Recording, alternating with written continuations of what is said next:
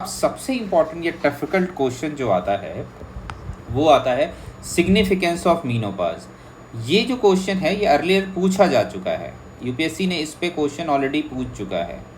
तो अब क्या है कि इसको समझने का ज़रूरत है। आप पहले ध्यान से समझिए कि जो रिप्रोडक्शन है ह्यूमन में क्या क्या मेन पॉइंट होते हैं। पहला, ये एनर्जी कंज्यूमिंग है, बहुत ज़्यादा एनर्जी कंज्यूमिंग चीज़ है। पेरेंटल केयर का कंसेप्ट है।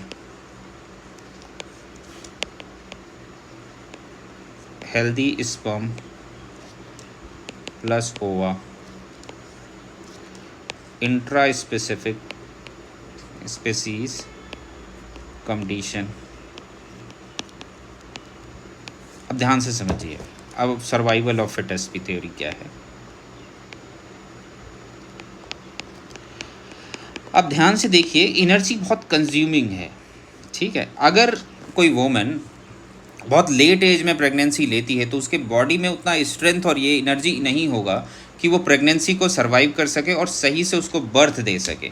तो इसके वजह से नेचर ने क्या किया है कि जल्दी मीनोपॉज कर देता है। तो सही एज जो प्रेगनेंसी की होती है वो माना जाता है कि 30 से पहले ज़्यादा बेटर होता है। बॉडी में उतनी स्ट्रेंथ होती है, हार्मोन का जो फंक्शन होता है या एंजाइम, बाकी जो कंबाइंड बॉडी, क्योंकि प्रेगनेंसी जब होती है तो होल जो बॉडी है उसके रिस्पॉन्स में एक्शन करना स्टार्ट करती है। तो जैसे जैसे लेट होना स्टार्ट होगा वैसे जो बॉडी का रिस्पॉन्स है, जो सेलुलर रिस्पॉन्स है, सेलुलर ऑर्गन का रिस्पॉन्स है या होल कंबाइंड जो रिस्पॉन्स है वो डिस्टर्ब हो जाएगा। तो ऐसी कंडीशन में क्या होगा कि बॉडी प्रेगनेंसी को सही से बियर नहीं कर पाएगी और प्रॉब्लम होना स्टार्ट हो जाएगी। अब पेरेंटल केयर, जो ये जो ह्यूमन है उसमें जो पेरेंटल केयर है, पहले 9 मंथ का गेस्टेशन पीरियड और पेरेंटल केयर लगभग एक लॉन्ग पीरियड तक होता है। मतलब 5 साल तक तो बच्चा पूरी तरह से पेरेंट्स के कंट्रोल में ही होता है, वो पूरी देख रेख में होता है।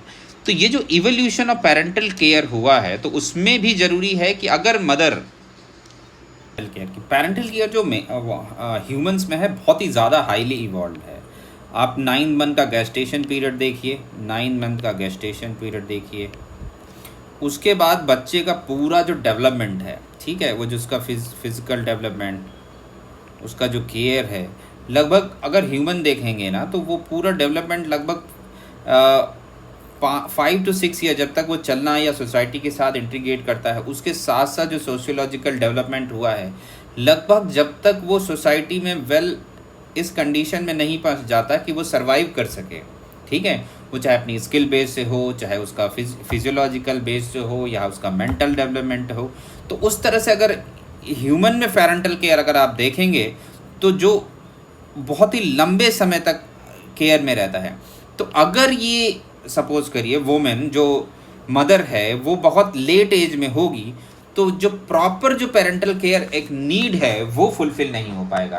एक वो रीज़न है हेल्दी स्पर्म। और ये चीज़, अब बात क्या है कि जो ओवा है वो बन जाता है फीटस में ही। जैसे जैसे उसका एज होता है तो उसकी जो रिस्पॉन्स मैकेनिज्म है या उसकी जो फ्यूजन करने की कैपेसिटी है वो सारी धीरे धीरे कम हो जाती है। तो उसमें मॉडिफिकेशन, उसके म्यूटेशन, मतलब उसके क्रोमोसोम में म्यूटेशन, डिफेक्ट होने की चांसेस बहुत ज़्यादा हो जाते हैं। तो इसलिए भी ज़रूरी है कि जो अर्ली एज में जो प्रेगनेंसी होती है वो ज़्यादा सक्सेसफुल होती है।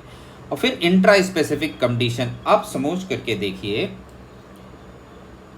आपकी दादी जो हैं, सपोज करिए दादी भी सेक्सुअली एक्टिव है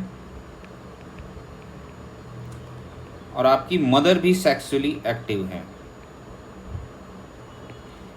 ये भी प्रेग्नेंट है और इनका बच्चा हो रहा है और आपकी मदर ही है। तो जो रिसोर्सेज का जो आपस में कंडीशन होगा एक घर के अंदर या अपनी स्पीसीज के अंदर, तो वो बहुत ज़्यादा कॉम्प्लिकेटेड कंडीशन हो जाए। तो ह्यूमंस में जो मीनोपॉज है वो इंटर स्पीसीज का जो कंडीशन है, वो जो रिसोर्स स्कैसिटी को मैनेज करने के लिए है। बात समझे ना इंट्रा स्पेसिफिक जो कंडीशन है, दादी भी प्रेग्नेंट, सपोज करिए दादी आपकी 50 साल की हैं, जो मम्मी 35 साल की, दोनों ही प्रेग्नेंट हो सोचिए कितना कॉम्प्लिकेटेड कंडीशन हो जाएगा उस फैमिली में, उस कंडीशन में। तो ये उसको बचाने के लिए भी है। अब ऐसे में क्या है, जब मेनोपॉज हो जाता है तो दादी जो हैं वह एज ए पेरेंटल केयर की तरह इस्तेमाल करती हैं। तो दादी वो पूरा सपोर्ट क्या होता है, उनका जो एनर्जी होता है किस में जाता है, अपनी बहू को, अपनी ग्रैंड डॉटर के, उसके जो बच्चे हैं या उसकी देख रेख में जाता है। तो ज़्यादा बेटर उसका एवोल्यूशन का कंसेप्ट है। तो जिसकी वजह से ये ग्रैंड मदर हाइपोथेसिस आगे है, मैं आपको समझाने के लिए अभी बोल रहा हूँ। और survival of the fittest, mother अगर सच बेटर कंडीशन में है तो बच्चा भी बेटर पोजीशन पे होगा।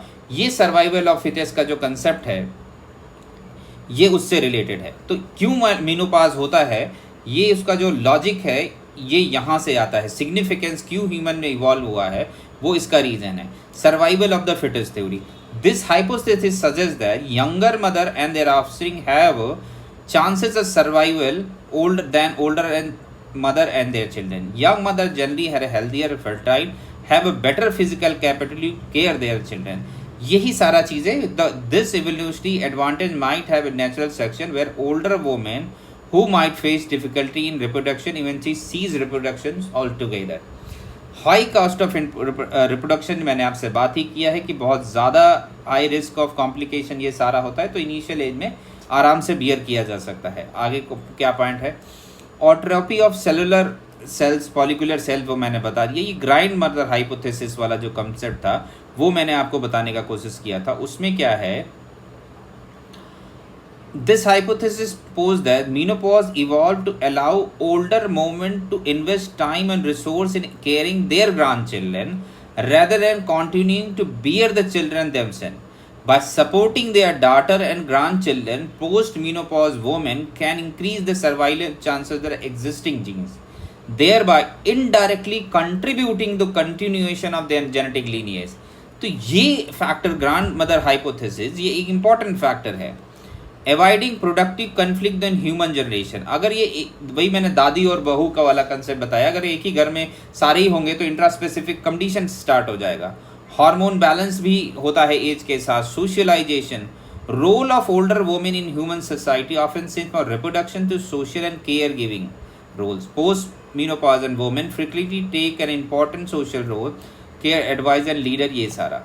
तो मदर हाइपोथेसिस कहती है, हाँ ये वही है। इसमें कंसेप्ट है कि अगर मदर अगर ओल्ड हो जाती है, सपोज करिए भी आपकी मदर जो हैं वो 25 साल में प्रेग्नेंट हुई, 30 साल में 2 बच्चे हो गए, अगर वो 40, 45, 50, 60 तक अगर न्यू चिल्ड्रन को बॉर्न होते चले गए, तो प्रॉब्लम है कि इनका केयर करना मुश्किल हो जाएगा।